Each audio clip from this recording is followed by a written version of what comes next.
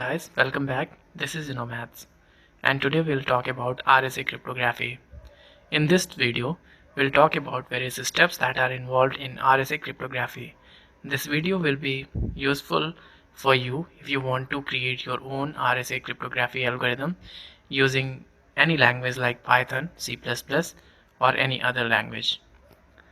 I want you to code this algorithm after watching this video and implement this algorithm in your project and let me know what is the project you have implemented on and how this algorithm is helping you. So let's get started on the steps of RSA cryptography.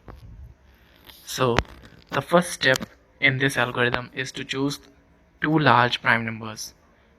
Let's say that those two large prime numbers are P and Q. After that, you need to calculate the product n is equals to P into Q. After that, you need to select a public key such that the public key is not a factor of P minus 1 multiplied by Q minus 1. After choosing a public key, you need to choose a private key such that the product of public key and private key modulo P minus 1 multiplied by Q minus 1 should be equals to 1. So basically the meaning of this expression is when the product of primary key and public key is divided by the product of P minus 1 and Q minus 1, then the remainder should be 1. You can solve this expression by using extended Euclid method or by just using hit and trial method. You can also solve this expression by using some other algorithm or you can create your own algorithm. Since you already know the public key here, you need to only calculate the private key such that the whole expression is satisfied. After calculating public key and private key, you need to encrypt the masses by following this expression. So encrypted masses will be equals to original text raised to power public key modulo n. So here original text will be in integral form. You can use the ASCII values for the original text masses. Like if I have a word, a text message hello, and I want to encrypt this hello text message, then I will first encrypt H.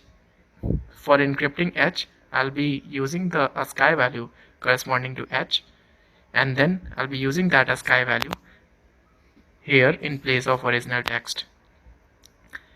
Then we already know the public key and we'll solve this equation. I'll get the encrypted text. Isn't it great? It's easy, right? So the next question is how to decrypt then. So the decryption of the encrypted text message follows the similar expression. Here the original text message will be equals to encrypted text raised to power private key mod n. Again here encrypted text will be the ASCII value of the encrypted text message that you have received. Although in practical scenarios the encrypted text is usually something that is mapped with the hash map. It can be some sort of symbol or it can be some sort of character or letter or even a word.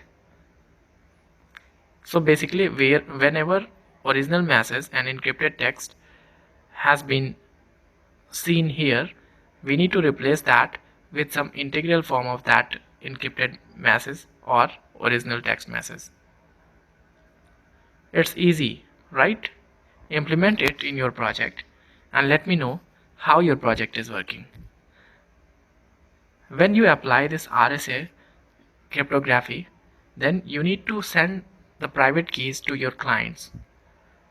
So for example, if you are sitting on a server and you are sending some message to your client, then before encrypting the message or before sending that encrypted message to your client, you need to first send the private key so that your client can decrypt that encrypted message that you will send later. So the network will carry this critical information, that is private key. So anyone sitting in between you and your client on the network can access this private key and later can decrypt your encrypted message, and thus it will expose your confidential information. So to avoid such kind of things, there are methods, and we'll talk about one method in the videos that is shown in the screen. So must watch how to avoid sending keys on network. You can search it on my channel itself. That's all guys. Thanks for watching. If you like the content, hit the like button, subscribe to this channel so that you don't miss any other video related to mathematics and computer science. If you don't like the content, or you feel that you are not satisfied, or you expected something else, please write it down on the comment. You can also dislike the video, but please mention the reason why you disliked the video so that I can improve myself in later. Thank you so much for watching. Bye.